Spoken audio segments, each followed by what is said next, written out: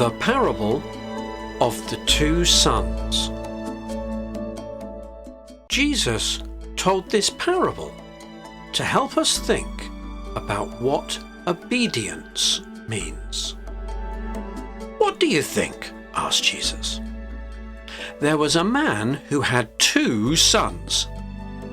He went to the first and said, 'Son, go and work today in the vineyard.' 'I will not,' the son replied. But later he changed his mind and went and worked in the vineyard. The father went to the other son and said the same thing, 'Son, go and work in the vineyard today.' The son answered, 'Yes, I will.' But having said he would work, the son did not go to the vineyard to do anything. Jesus asked, which of the two did what his father wanted? Who do you think obeyed his father? The crowd answered, 'The first son.'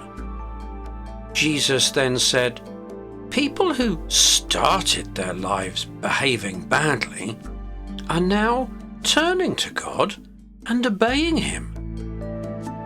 It is important to turn to God and do what he says.